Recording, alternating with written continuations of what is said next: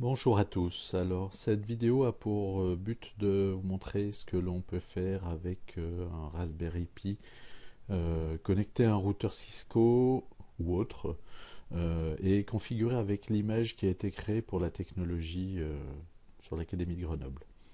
Alors, ici mon Raspberry est bien relié sur un port LAN du routeur Cisco. Le Raspberry Pi a été installé correctement en suivant la documentation et le tutoriel qui a été fait. Le routeur Cisco a été paramétré aussi comme sur le tutoriel. Voilà. Et donc nous avons branché tout ça, ça a démarré et voilà, ça fonctionne.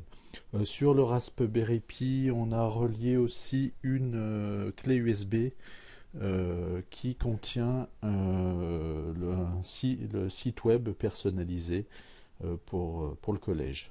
Voilà. Donc ici, l'intérêt c'est de pouvoir se connecter donc au réseau d'expérimentation fourni par le routeur Cisco depuis une tablette. Donc la tablette la tablette est paramétrée, elle est bien reliée sur notre réseau d'expérimentation. Voilà, et donc je vais pouvoir accéder au navigateur.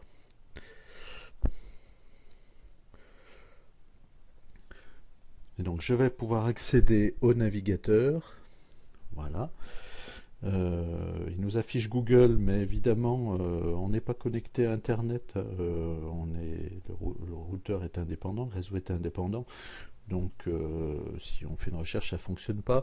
Donc, on va taper ici dans la barre d'adresse en haut, l'adresse de notre serveur web. Donc ici, je vais pouvoir taper www.techno.lan, valider. Voilà. Et donc on atterrit sur la page d'accueil du site internet contenu dans le Raspberry Pi. Donc ça c'est la page d'accueil principale, celle qui est sur la carte SD du Raspberry Pi, pas ce qui est sur la clé USB. Voilà. Donc ici on a un certain nombre de choses qui sont disponibles. On peut accéder aux cours Cisco qui sont préinstallés, par exemple. Voilà. Je vais revenir en arrière. Voilà. On peut accéder aussi au serveur IoT MonCMS, j'en reparlerai un peu plus tard. On peut également accéder donc à la page de technologie du collège, la page personnalisée, donc celle qui est située sur la clé USB. Donc si je clique dessus, voilà. Voilà. Donc maintenant ici, on est sur la page d'accueil que vous pouvez personnaliser de votre collège. Donc je vous ai fourni une trame de sites personnalisés que vous pouvez réutiliser, modifier ou faire totalement autre chose, c'est vous qui voyez. Donc on peut modifier le logo du collège, on peut retourner sur la page d'accueil principale. Voilà. Et moi je m'en sers pour mettre à disposition de mes élèves différentes ressources. Alors j'ai séparé ressources cycle 3, ressources cycle 4. Voilà, ça c'est les ressources pour le cycle 3. Voilà, les ressources pour le cycle 4. J'ai mis pas mal de choses. Alors il peut y avoir, moi je mets beaucoup de vidéos, de tutos vidéo. Il peut y avoir des liens vers des fichiers PDF. Il peut y avoir des liens vers des pages web, etc. Voilà. Je reviens. Voilà. EPI. Non, alors là je suis rentré dans le dossier application Android. Donc ici c'est très intéressant pour permettre d'installer des applications sur nos tablettes qui n'ont pas accès à Internet. Donc il suffit de stocker sur la clé USB le fichier APK de l'application et ensuite vous n'avez plus qu'à cliquer sur le lien et ici il va vous télécharger le fichier APK que vous allez pouvoir installer ensuite. Voilà, donc je reviens sur la page d'accueil, personnalisée, voilà. Sur le lien sur EPI, ben moi c'est ici j'ai mis des ressources que je partage avec ma collègue d'anglais, puisqu'on travaille sur la création de sites web sur le harcèlement, sur le bullying. Donc elle m'a donné des vidéos qu'elle veut pouvoir utiliser avec ses élèves. Donc ben, quand elle veut travailler avec, je lui fournis des tablettes, je lui fournis le routeur et le Raspberry Pi. Elle a juste à les brancher sur le secteur, elle met sous tension. Et ça fonctionne pour ses élèves. Ses élèves ont accès donc aux vidéos sur les tablettes. Voilà. Des outils, bon ça c'est des... J'ai mis un tutoriel sur le logiciel Composer qui permet de créer des sites web. Et puis aussi sur ma clé USB, j'ai créé un dossier qui s'appelle Travaux d'élèves, dans lequel on peut stocker ben, justement des travaux d'élèves. Donc je demande à mes élèves de créer un site web sur le bullying, sur le harcèlement. Donc c'est dans ce dossier qu'ils pourront enregistrer leurs fichiers directement sur la clé USB. Hein. Donc ils mettent la clé USB sur le PC sur lequel ils travaillent, ils stockent leurs fichiers dessus. Et ensuite, on y aura accès, en la remettant sur le Raspberry Pi, on aura accès à leur site web ici. Voilà. Vous voyez aussi que j'ai mis sur cette page-là et puis sur la précédente, j'ai mis un QR code. J'utilise énormément les QR codes pour faciliter la vie à mes élèves. Donc c'est vraiment très très intéressant. Ça permet d'accéder directement à une page web qui est située sur le Raspberry Pi en flashant ce QR code depuis notre tablette. Donc je vais vous montrer. Alors pour utiliser les QR codes, c'est vraiment très simple. Il faut d'abord générer le QR code. Pour ça, il y a des sites qui font ça en ligne. Il suffit de faire une recherche sur générateur de QR code et on va en trouver. Je crois qu'il y a Unitag, moi c'est celui que j'utilise qui fait ça très bien. Il suffit de renseigner l'URL du site auquel on veut pouvoir accéder en QR code et valider, et il nous fournit l'image du QR code qui correspond.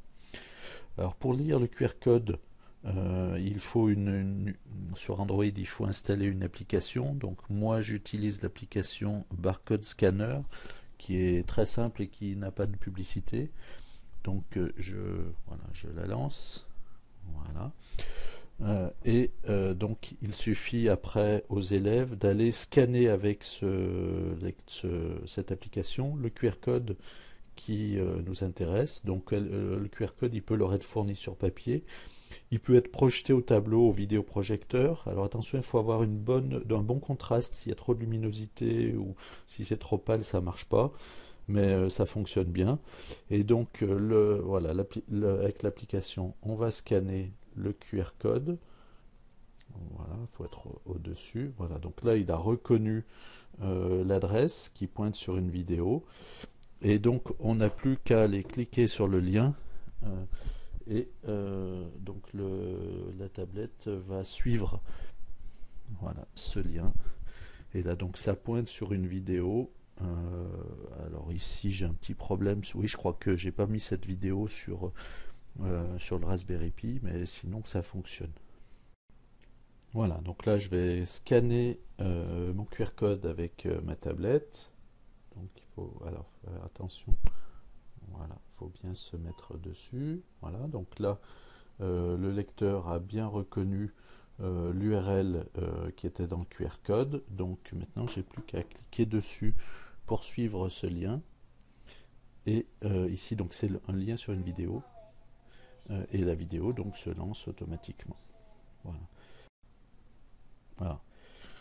Donc je reviens à mon site web personnalisé. Donc moi je vous ai mis deux QR codes, celui qui permet d'atterrir sur la page web principale et celui qui vous permet d'atterrir sur la page web personnalisée. Vous pouvez les utiliser pour que vos élèves arrivent directement sur ces pages-là. Après, si vous voulez arriver sur d'autres pages en particulier, c'est à vous de créer les QR codes. Voilà, donc je pense qu'on a fait le tour là de tout ce qu'on pouvait faire avec les sites internet. Ça permet vraiment de faire beaucoup de choses de façon très pratique sur notre réseau d'expérimentation depuis des tablettes qui y seraient connectées, depuis des ordinateurs portables connectés en Wi-Fi ou même avec des ordinateurs que vous auriez connectés sur ce réseau d'expérimentation en filaire. Je vais revenir maintenant sur le serveur IoT Emon CMS. Alors Emon CMS, non, voilà. Alors Emon CMS, voilà. Donc c'est un serveur qui permet de stocker des données d'objets connectés, ça pourrait être une station météo, ça pourrait être plein de choses, donc que vous auriez programmé depuis, par exemple depuis d'autres Raspberry Pi ou alors depuis une carte VMOS D1. Donc là, je ferai ou je fournirai une vidéo spéciale là-dessus. Mais donc le serveur, ici, on peut s'y connecter avec les identifiants donc Emon CMS en minuscule. Donc Emon